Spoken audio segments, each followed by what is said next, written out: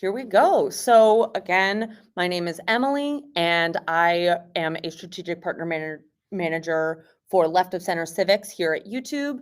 And I'm really excited to talk about our best practices for some civic engagement. I will have time for questions at the end, but feel free to ask questions, put them in the chat, and I will keep an eye on it and answer what I can. So my name is Emily. This is my title. Here we go. And I used to work at the DNC and be a progressive campaign organizer before coming to YouTube eons and eons ago. And so today we're just going to run through civics on YouTube, how you can develop a video content strategy that is effective for your organization or your campaign, and utilize what resources you have without stressing yourself out. We'll talk about some fundamentals of your channel and some resources, and a nice introduction to YouTube Shorts, one of our newer features. And then I have some time at the end for a Q&A. So civics on YouTube, just as a primer, our mission, we want to make sure everyone has a voice and can find everything they want on YouTube. So this started with the first ever digital media debates with CNN all the way back in 2007, up until last year with the most viewed State of the Union address on YouTube. There's been a growing appetite for civics content on YouTube, and it just continues to grow. So digital video is a large opportunity in 2021. 82% of global internet traffic is going to be video this year. It's a huge avenue on the internet. So YouTube reaches 88% of the US population, that's 18 plus, and the average adult user spends almost an hour on YouTube every day. This is a huge platform, and it's where audiences are. And it's important that progressives be there as well. So 88% of US adults come to YouTube every month and they watch full videos. It's the #1 video search engine. 70% of watch time is spent on mobile, and 60 minutes is the daily average watch time, with 500 hours of content being uploaded every minute. This is where people are coming to find video online. And people come to YouTube for all sorts of reasons. They want to be inspired and find kind of long form content. They want to have behind the scenes access. They want to learn and find explainer videos, but they also want to be entertained and find content that is fun and specifically made for YouTube. Our search, home, and watch next features, they all drive viewership, but it's going to be in episodic content is what's going to drive subscriptions and build your audience. And we'll talk a little bit about how you can take advantage of that later in the presentation. So specifically, our news features, they elevate our quality journalism. They signal key stories. We have all sorts of things that will, information panels, fact check, a breaking news shelf that will appear on the homepage, and top news will appear in search. And this all you can take advantage of all of this to make sure that your content is reaching the correct audience. So compared to TV, YouTube reaches more adults in the US than all broadcast and cable programming. So it's definitely not a platform that you want to ignore. And this is specific. This is very different than other platforms. YouTube users watch videos all the way through and they listen with sound on. 95% of viewers have audio. They have their sound on. So people are coming to YouTube for video, and they are watching every second of it, and they're leaving their sound on. Specifically for news and politics, it just continues to grow. 26% of US adults are getting their news on YouTube, and 76% year-to-year growth of daily users watching political content on YouTube. So it's important that we make sure that there is content for them to consume on the platform. So even just 2020 compared to 2016, more views, more watch times, and more subscriptions. So you can use all of this to your advantage and harness online video and really take advantage of this opportunity. But how do you do that? We have to develop a video content strategy, and it has to be something that works with the resources we have available. So there are a few steps for developing a strategy.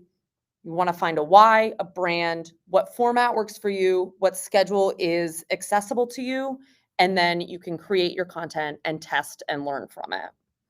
So when we talk about finding our why, it's about what is your mission on YouTube? Do you want to reach a new audience?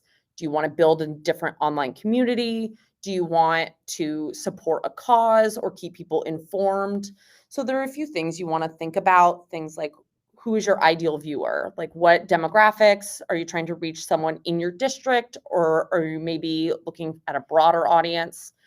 And then what do you want that ideal viewer to get from your content? And so what value do you have that you can uniquely offer to the audience that you're seeking? And that can help inform what type of content you want to be producing on your platform. And then once you've identified your why, you can move on and make sure that your channel is branded and recognizable. It can be an extension of already existing branding.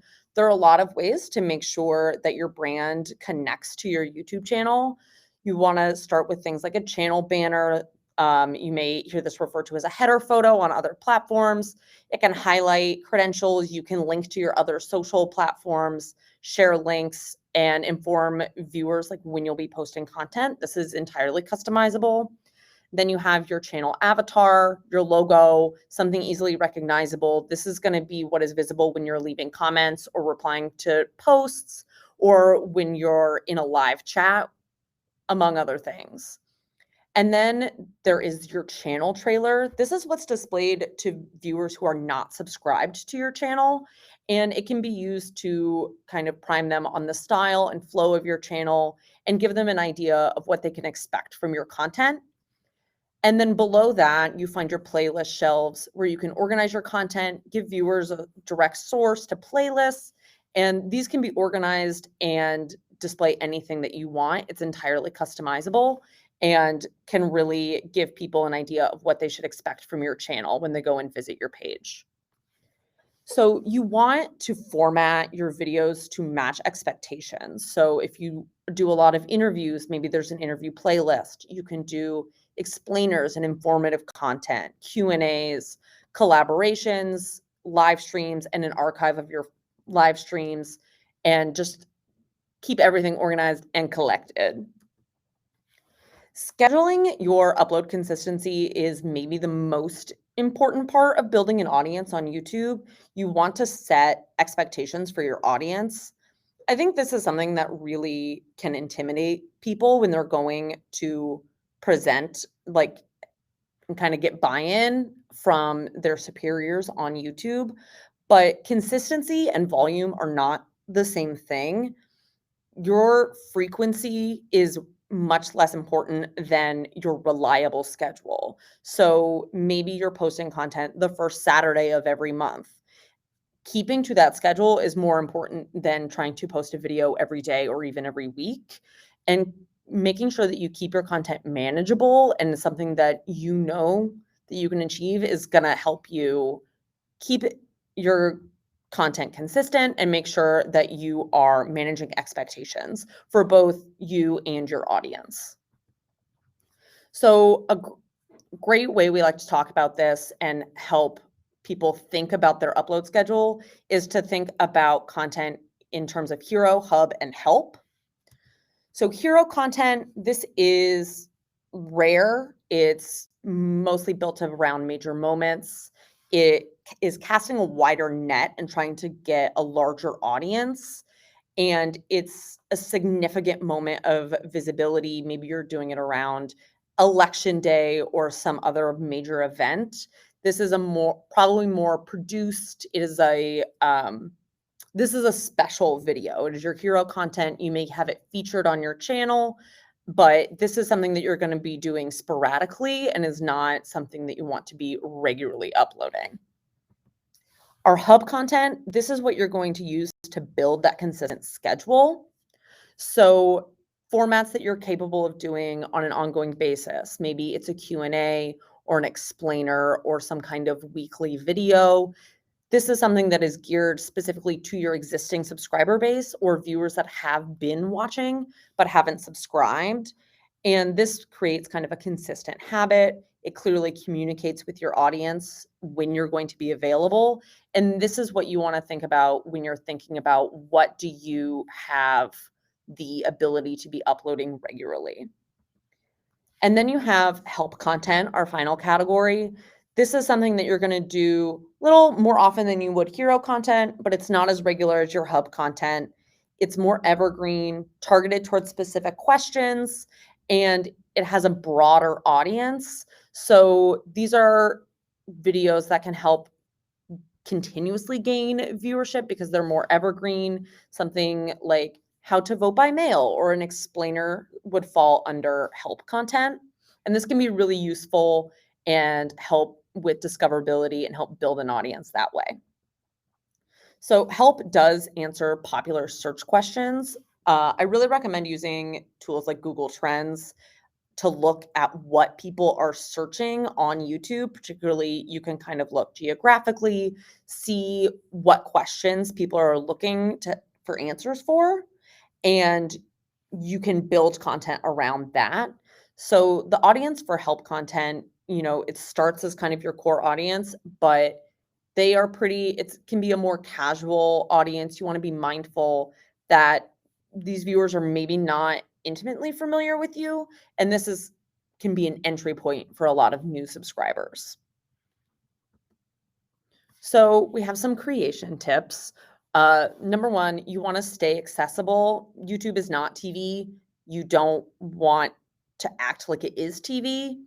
Personal content, it doesn't need to be overproduced. You don't need it to be all shiny. Imperfections can be your friend. And there are a lot of examples of this. AOC has a lot of really good examples of coffee and conversations and Q&A sessions. I really recommend checking them out because, her videos can be a little rough around the edges in a way that makes the audience feel really connected and makes her feel very accessible to them. So creation tip 2 is great audio. So when you're thinking about locations that you're filming, you want to keep audio in mind. Is there going to be a big crowd? Is there ambient noise? What are the acoustics in the room? Is there an echo? Really recommend getting an external microphone if that is something that is accessible to you or in your budget. But there's also nothing wrong with using your smartphone to film a video if that is what you have available. There are a lot of resources that you can find. We have a guide here, and I'm happy to follow up at the end of the session, share links and advice on some equipment. But audio is a huge thing. Poor audiences don't really respond to poor audio, so you want to make sure that is taken care of. And then the next thing you want to do is think about titles and thumbnails. You want your title and thumbnail to be accurate and a true representation of the video. You want to avoid what I feel maybe we don't call clickbait anymore, but clickbait is not something that you want to have. And make sure that people know what to expect when they see your video in their feed. You want your titles to be really concise, under 70 characters. Short and sweet wins the day always. And keep your most important ideas at the front of the title and allow it to be searchable. So you want to use search-friendly keywords in your title and all of your metadata. And you want a combination of your title and thumbnail to create kind of a nice little engaging teaser of your content. And then at the end of your video, you want to give your viewers something to do or somewhere to go. I think on the progressive space, we're all familiar with the call to action. The end of your video is a perfect place to do that. End screens give you a chance to kind of extend your watch time on the channel by directing viewers to other videos, a subscribe button, using YouTube cards, and you want to choose very wisely whether or not you're keeping people on the platform or if you're trying to get them to link elsewhere, say to your website or even your ActBlue page. But this can be a way to maximize your impact take advantage and get in some extra CTAs in your content. Then this is a really important one that I think people overlook a lot, which is creating a conversation on YouTube. You can engage with people, you can put polls, you can answer the comments, you can respond to things and actually interact with your viewers and kind of focus the narrative, build a community, use your create community tab to actually talk to your audience rather than just posting a video and walking away. You can actually draw your viewers in, build a community, and use your YouTube page to its full advantage. And then you want to take advantage of YouTube analytics so you can see what is working and what is not. So most people are familiar with these terms, but we'll do a nice little walkthrough. Impressions highlight how many times your thumbnails have been shown on YouTube, and your click-through rate will show the percentage of the impressions that turned into views on the platform. And then views, how many people have viewed your video. So sometimes the internal and external view counts can be delayed because we're making sure that the views are actual humans and not computer programs. And then we also will break down traffic sources so you can get a sense of how people are discovering your content and maybe where you want to focus your YouTube promotional efforts. And then you can always look at your watch time, which refers to the amount of time that viewers are spending actually watching your content. And then you want to use like this to actually focus your strategy. So things like the data and traffic sources, it'll break out individual locations where your content has been surfaced. So if it's in suggested videos, those show up on the right side of the watch page under up next, if you're familiar with the platform. Browse features, that is targeted, like generated by the home, trending, subscription feeds, and then YouTube search. Did people use search queries to find your video? This can help if you're trying to utilize metadata. You can see if that's working or if maybe you want to try new keywords or hashtags.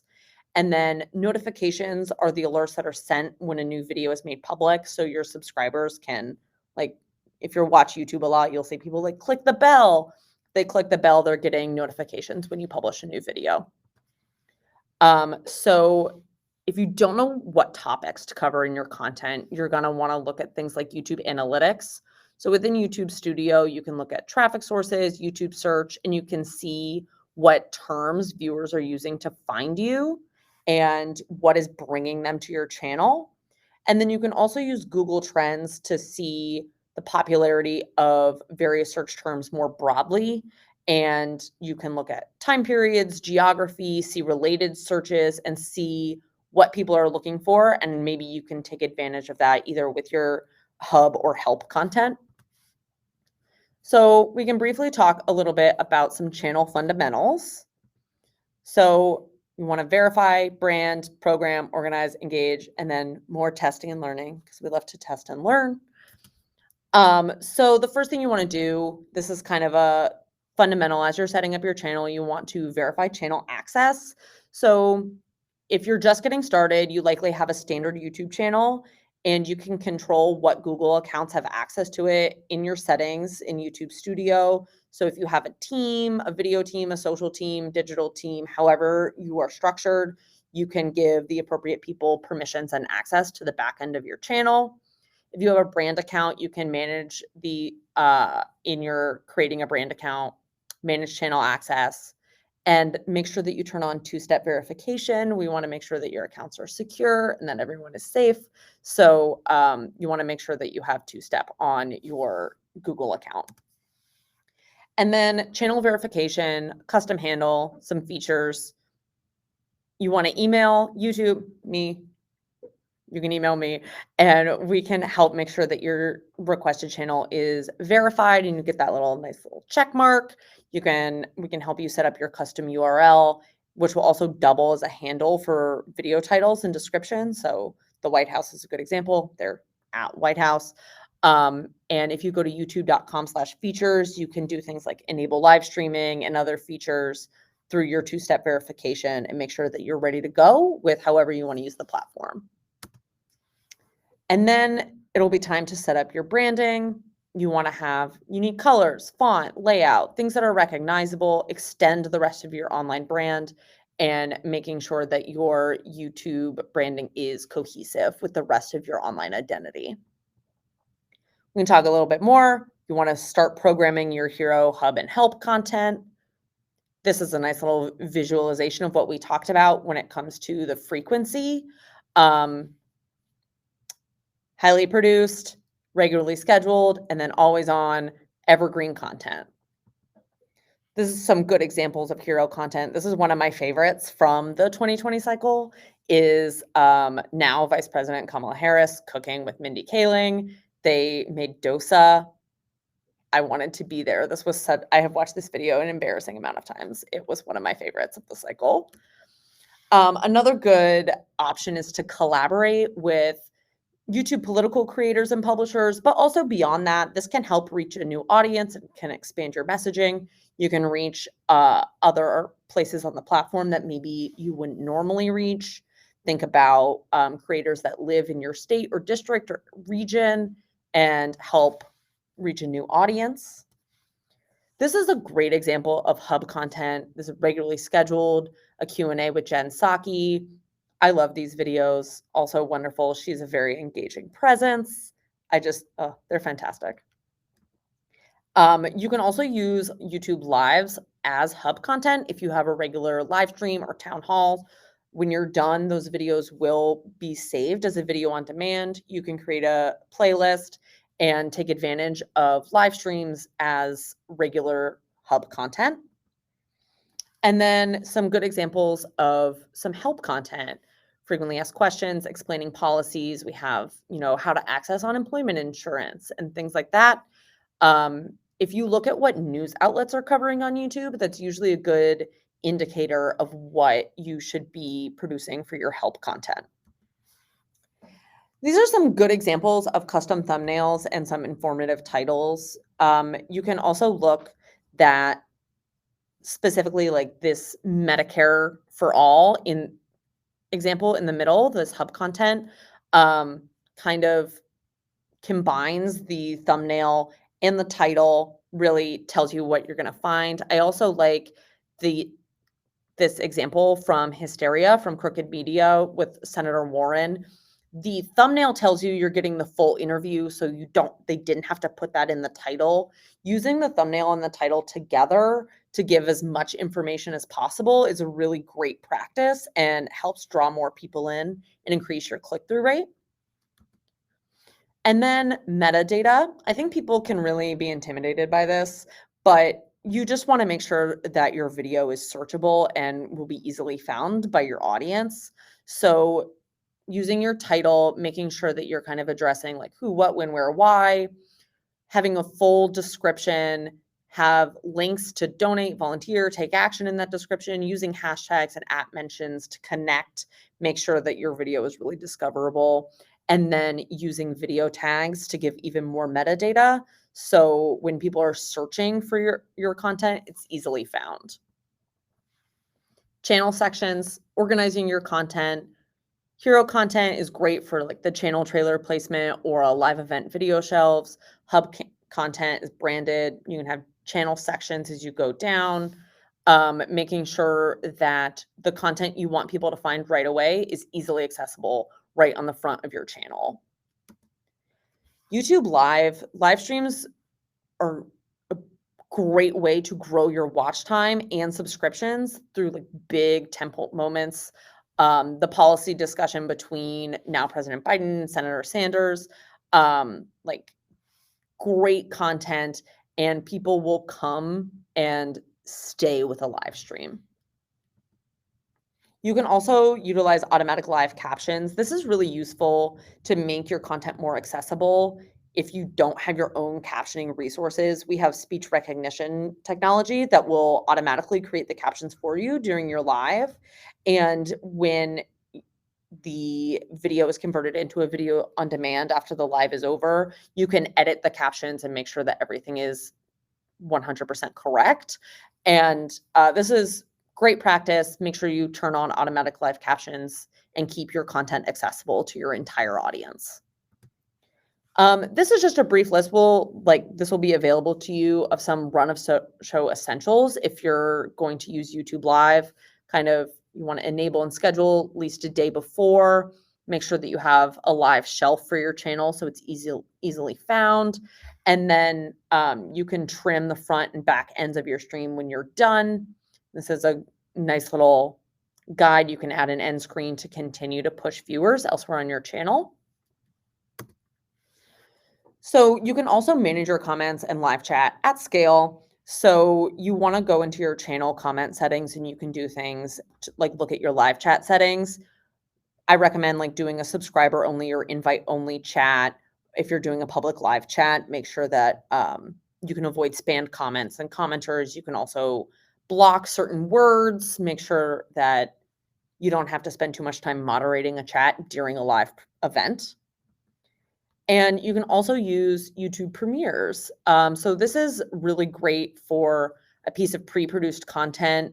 So maybe if you have a really great piece of hero content, using a YouTube premiere, people can schedule to be reminded, people can chat before the video premieres.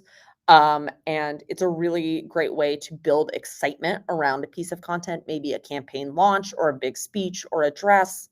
This is a really great feature to build excitement on the platform. In this video, we'll give you an overview of YouTube Premieres, which is a feature that lets... We're going to just continue, but that is a great resource. I love Premieres. I am always on Premieres. YouTube Stories. So channels that regularly use stories grow 8.5% more than average than channels that don't.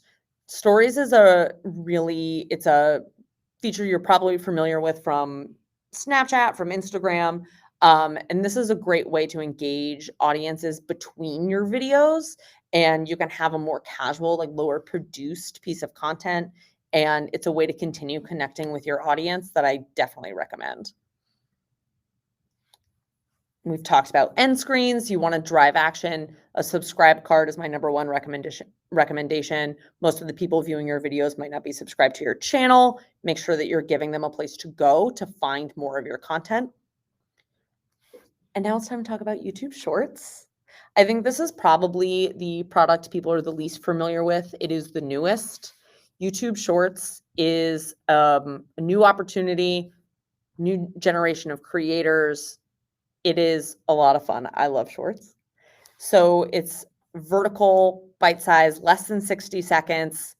A lot of fun. You're probably thinking this is a lot like Instagram Reels or TikTok, and you're not wrong. But you can use this to have your content be more discoverable and connect with your audience. So it's also really based on mobile creation. You can create a short right from your phone. So it's vertical content that is all based on short form video tools, short and snappy. You can do it from your phone. So the first thing you want to do is find your shot, get started. You can do this right in the YouTube mobile app, and then create and upload your content. So you can record or upload. Those are both options. So if you have a pre-produced piece of vertical content, you can just upload it if you don't want to create it in the app. But if you want to do mobile creation, you can edit as you go. You can set a timer. So if you're a one-person show, that's not a problem. You can add text, set a timer, change your speed, do that all on your own. And then you can use audio similar to, yes, TikTok, where we have the audio picker. So you have a wide selection of tracks, add it, trim it, make sure it's exactly how you want it. And then you can share sounds from other shows. You can explore based on a sound and then create by using that audio. So discovery, our hope is that through Shorts, creators are going to connect with a new audience rather than the one that they've already built and bring them into their well-established YouTube audience and subscriber base. So where do people find Shorts? They're going to be on the homepage of the mobile app. They're going to be in search and they will appear on your channel alongside your other content types. So Shorts is very mobile focused, and that is where most people are going to find them. So this is another way to explore and find Shorts. They can find it from an audio page, a channel page, or a hashtag. Those are all ways that users can discover Shorts. And then we have some best practices if you want to start taking advantage of this new feature. There's no real recommendation on how frequently you need to be uploading Shorts. There's no need. You just have to think on what is your schedule, your audience, and what do you have the ability to do. Shorts are by no way required. So if it's only something that you think is going to be useful to your channel, if you think is going to be a way for your audience to connect with you, that's when you should post. And then where to post. So if your Shorts like align with your long form content, you should probably keep them on your main channel. You don't have to worry about creating a second like Shorts only channel. That's not something that's necessary at all. You can keep it accessible and just make it another way for your audience to find you. Shorts should be fun. They're short, they're quick, they can be nice and creative. You should definitely have fun with it. And then you want to just make sure it's short, snappy, engaging. That's the best practice. And make sure that it's complete. No part twos, no story times. Don't do that. Nice and short. And we do have the Shorts report if you're interested in learning more. And we have a few resources for you here at the end. Community guidelines, copyright, our monetization policies, legal removals. We can share all these links with you at the end of the presentation. And these are some ways if you want to follow up with us. You can always follow the YouTube creators on Twitter for real-time updates. The Help Center has a full website. All of these rules are in the YouTube Help Center. And that is my presentation. If you have any questions, I'm going to take a look at the chat. So what is the different kind of content that is appropriate for stories versus Shorts? So for your stories, there doesn't have to be quite as produced. Shorts are a little more like taking advantage of music and audio, whereas a story can be a little more casual, direct camera, behind the scenes. I really like it when channels I follow use like their story to show the behind the scenes of filming a video. I always think that's really engaging and fun content. That's my personal favorite. Okay. Any other questions? Ready to hang around. Is there anything you want to know about YouTube?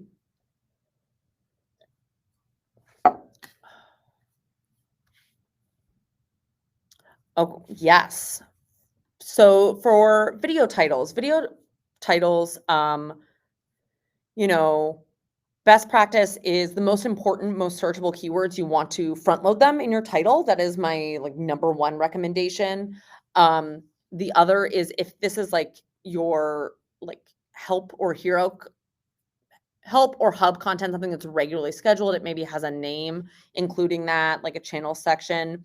You don't need to include your channel name in your video title because that's already part of your metadata.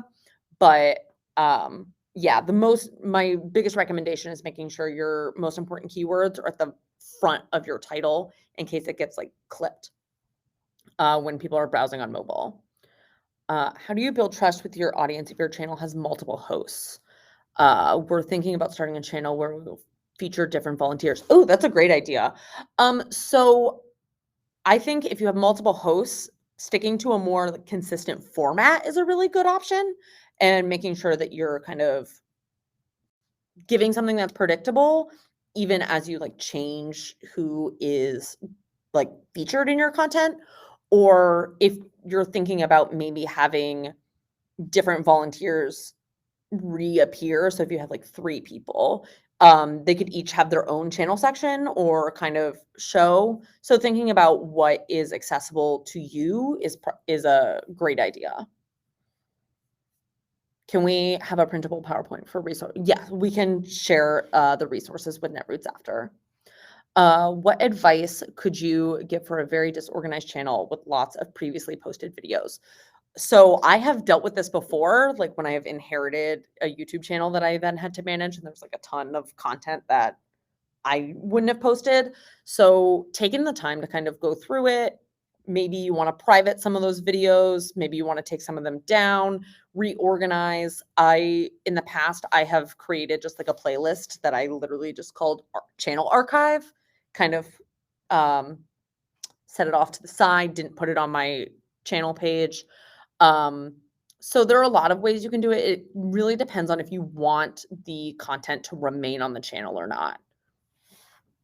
How important are the like and dislike buttons? Are they weighed the same? And it does not matter whether people hit like versus dislike.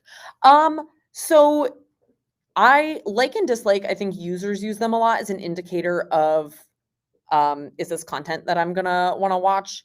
You obviously like you want people to like your video, hit like, that engagement is good. Um, so I wouldn't stress too much about like and dislike. That is what I will say. How do you recommend promoting your channel? So I would really want to encourage you to look at traffic sources in the YouTube analytics and kind of look at who is like, how are people finding your content? And that can drive your promotion strategy. If people are finding you based on links from other social media channels, take advantage of that. Um, but otherwise, like making sure that your search and discoverability and your metadata is ready to go, that is really the number one way to drive views to your channel.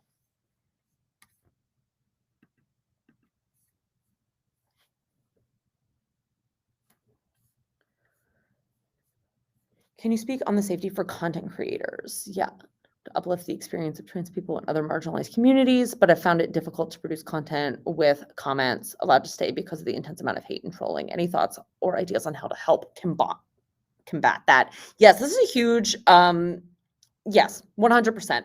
So there are a lot of content moderation tools that you can use on the back end, including like banning certain keywords or even having contents have to go through approvals. We want to make sure that everyone is safe on the platform, make sure that you're reporting hate and abuse, making sure that everyone is safe.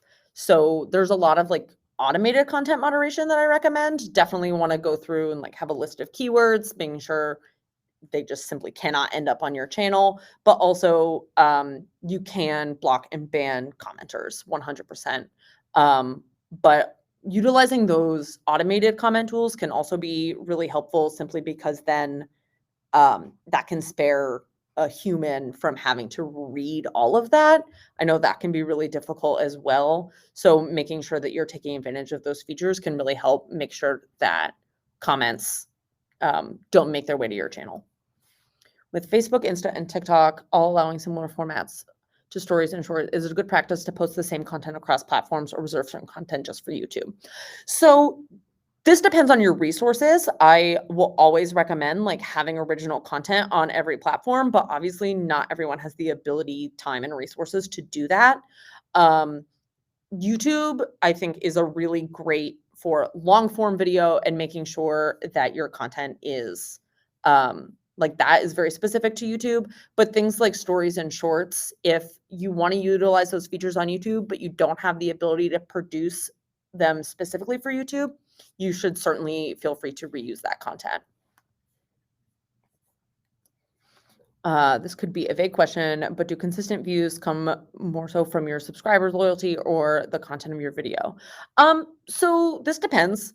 Your like hub content, that's going to be a lot for your subscriber base, but like hero content, that's going to like bring in new viewers. So it does kind of depend on the content.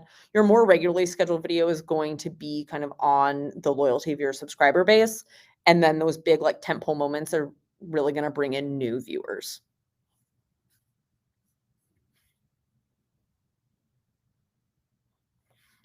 Any other questions?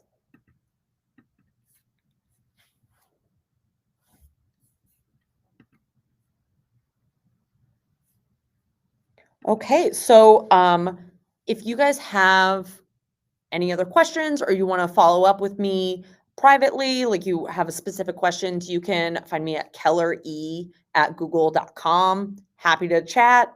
Or if you have a broader question that's maybe not just YouTube focused, you can also find civics-support at google.com is another great resource. If you have any more questions, you can find me on Twitter and Instagram. I'm around at EG Keller. Happy to connect and follow up with any other questions you have about using the platform.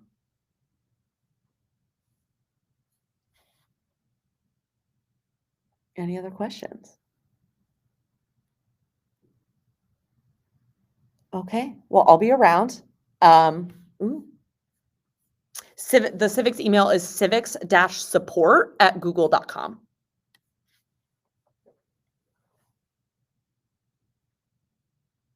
Okay. Thanks, guys. It was great talking to you guys. And you had really good questions. I'm really excited to see what you guys do on YouTube. I work for an org that has a very few staff and doesn't have the capacity for original video production all the time. We mostly upload live streams and events when they happen, rather than produce content. For engaging without frequent uploads. I think the community tab and engaging with commenters and things like that are ways that you can really engage with your audience without a lot of video production. So I definitely recommend utilizing those features. And my email is kellere@google.com. Yes, Jessica, thank you. That is my email.